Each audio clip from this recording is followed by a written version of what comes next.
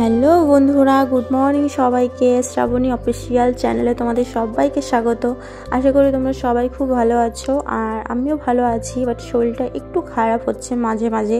কি করা যাবে বলো, শরীর তো মানে কখন কি হবে বলা যায় না। আর আমার এমনি তো রিসেন্টলি খুব খারাপ হচ্ছে, দুদিন পর পরই ঠান্ডা লাগছে, জানি না কেন। কারণ শীতের ওয়েদারে না আমার শরীর সেরকম ভালো থাকে না। কদিন ভালো থাকে তো কদিন খারাপ থাকে। আমি যখন এই যে ভয়েস দিচ্ছি ভিডিওতে, তাতেও মানে আমার গলার মধ্যে কেমন একটা ফিসফিস করছে, আমি ঠিক করে ক্লিয়ার করে ভয়েসটা দিতে পারছি না। তো যাই হোক, তোমরা দেখতে থাকো। আর আমি একদিন একটা রান্নার ব্লগ শ্যুট করেছিলাম, সেটা আমি তোমাদের সাথে শেয়ার করতে পারিনি, তাই আজকে ভাবলাম যে দুপুরবেলার পর থেকে আমি কি করছি সেটা তোমাদের দেখাই। আর আমি সবসময় ঘর মুছি হচ্ছে স্নান করে যাওয়ার আগে, তার আগে আমি সব কাজ সেরে নিই। তোমার জামা কাপড় কাচা বলো, রান্না বলো, বাকি যা কাজবাজ থাকে সেইগুলো আমি সেরে নিই। কিন্তু আমি ঘরটা মুছি, মানে আমি ফ্রেশ হতে যাওয়ার আগেই, দুপুরবেলা স্নানের আগেই আমি ঘরটা ভালো করে মুছে পরিষ্কার করে নিই। তারপরে স্নানে গিয়ে কি বলো তো, তারপরে তুমি ঘরে আসবে তো তখন বেশ ভালো লাগে, ঘরটা পুরো একদম ক্লিন লাগে। মানে আর তুমি যদি সকাল সকাল মুছো না, তারপরে সে একটা কেমন ধুলোবালি হয়ে যায়। তার জন্য আমি একদম ভোরবেলা ঘর মুছি না। তো তার জন্য আর ঘরগুলো প্রতিদিনই মুছি, সিঁড়িটা প্রতিদিন মোছা হয় না বলে, তো তার জন্য আজকে একটুখানি সিঁড়িটাও মুছে নিলাম ভালো করে। আর তো কদিন ধরে তো ঠান্ডা সেরকম পড়ছে না, ঠান্ডা জানি না হঠাৎ করে কেন এত ঠান্ডা কমে গেল। ভাবলাম পিঠে খাবো, পিঠে তো আর খেতে পারছি না ঠান্ডা কমে গেছে বলে। আর এর মাঝখানে না একদিন পিঠে করেছিলাম দুধ পুলি, কিন্তু সেটা দুধটা পুড়ে গেছে বলে খেতে পারিনি আর। তো চলো, আমার ঘর পরিষ্কার হয়ে গেছে, আমি এবার স্নান করতে ঢুকে যাই। তো ভালো করে ফ্রেশ হয়ে আসি। তো দেখো আমার স্নান অলরেডি হয়ে গেছে।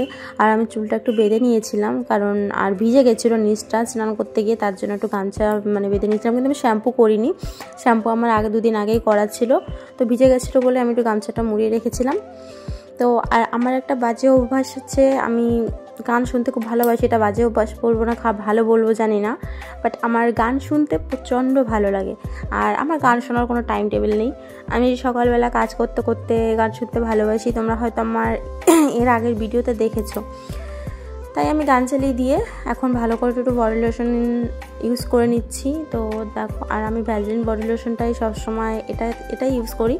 তো তোমরাও চাইলে দেখতে পারো, এটা খুব ভালো। আর এটা হলে আমার পুরো শীত কেটে যায়। আর আমি না কখনো চুল ছেড়ে মানে সিঁদুর পরি না। হঠাৎ করে চুলটা ছাড়া অবস্থায় পড়ছিলাম, হঠাৎ করে মনে পড়ছে চুল ছেড়ে তো সিঁদুর পরতে নেই। কারণ আমার কয়েকটা দিদিভাই বলেছে, দিদিভাই তুমি চুল ছেড়ে সিঁদুর পরতে নেই, পরবে না। তারপর থেকে আমি আর কখনো পরি না, আমি আগে জানতাম না। তো যাই হোক, তারা আমার ভুলটা ধরিয়ে দিয়েছে, খুব ভালো লেগেছে। তারপরে ভাবলাম একটুখানি শাড়ি পরে নিই, কারণ হচ্ছে আমার কটা রিলস ভিডিও বানাতে হবে। তো তার জন্য আমি নাইটিটা চেঞ্জ করে শাড়িটা পরে নিয়েছি। কমেন্টে জানিও সবাই আমাকে শাড়ি পরে কেমন লাগছে। আর শাড়ি আমি সবসময় পরি না, যখন আমার একটু ভিডিও করতে শাড়ি পরে ইচ্ছে করে।